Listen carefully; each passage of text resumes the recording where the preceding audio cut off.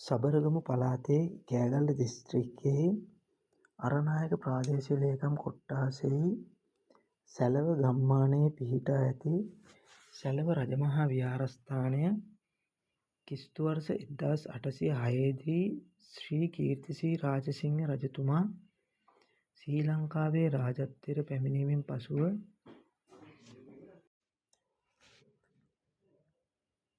කැඩී බිඳී යන ලද චෛත්‍ය විහාරස්ථාන ප්‍රතිසංස්කරණය කර බුද්ධ ශාසනය වෙත පූජා කිරීමේ කාර්ය කරමින් සිටින අවධියේ මෙම විහාරස්ථානයේ වැඩ වාසය කරන ලද මොරතොට ධම්මක්ඛන්ද ස්වාමීන් වහන්සේගේ ආරාධනයෙන් මෙම විහාරස්ථානයට පැමිණ මෙම විහාරස්ථානයේ පිහිටා ඇති ගල්ලෙනෙහි ඇතුළෙහි වූ පස් සහ ගල් ඉවත් කොට මෙම ලෙන තුළ මෙම පිල්ම වහන්සේලා නිර්මාණය කිරීම සඳහා එම කාලයේදී රුපියල් 18,162ක මුදලක් වියදම් කර ඇති බවත් එම වියදමෙන් නිර්මාණය කරන ලද මෙම විහාරස්ථානය පසුව ශ්‍රී වික්‍රම රාජසිංහ රජුහට භාර දුන් බවත් මෙම විහාරස්ථානයේ පුදසිරිත් අඛණ්ඩ කොට පවත්වාගෙන යාම සඳහා මෙහි වැඩ සිටින භික්ෂුන් වහන්සේලා හට විහාරයට නැගෙනහිර දෙසින් දලුක්ගලද දකුණු දිසාවෙන් රහලගලද බටහිර දෙසින් එළමල්පොත ඇලද උතුරු දිසාවෙන් පාන තිබූ ගලටද සතර මායිම්ව ඇතුළත් ඇති ගොඩ මඩ ගෙවතු ගහකොළ පූජා කරන ලද බවත් මෙම විහාරස්ථානයෙහි කොටා ඇති ලංකාවේ අවසන් සෙල්ලිපියෙහි කොටා ඇත. මෙම විහාරස්ථානය පොළොව මට්ටමේ සිට අඩි 3ක පමණ උසට නිර්මාණය කරන ලද වේදිකාවක් මත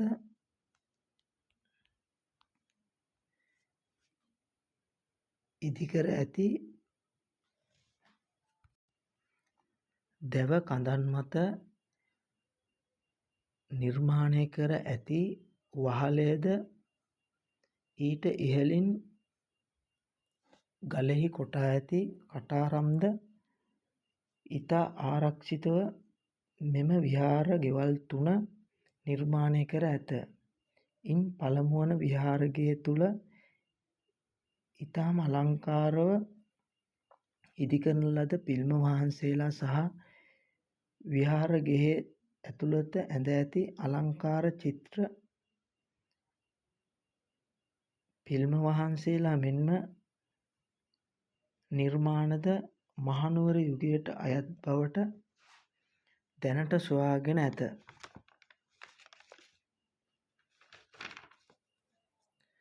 මෙම පූජා භූමිය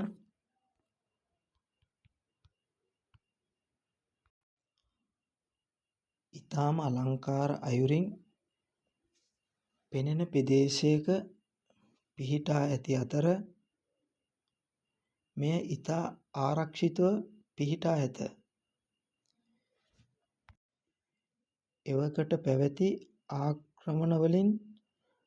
රජුහට බේරීමට මෙම විහාරස්ථානයෙහි පසුපස ඇති ලෙනෙහි නිර්මාණය කර ඇති ගුහාව යොදාගත් බවත් මෙහි චිත්‍ර පුරාවිද්‍යා දෙපාර්තමේන්තුව විසින් ඉතා ආරක්ෂිතව සංරක්ෂණය කරන බැවින් තවමත් එය ඉතා අලංකාරව පිහිටා ඇත.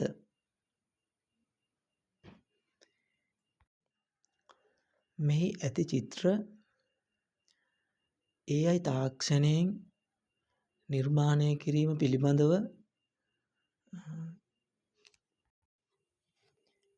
බැලීමේදී එය බැලිය යුත්තේ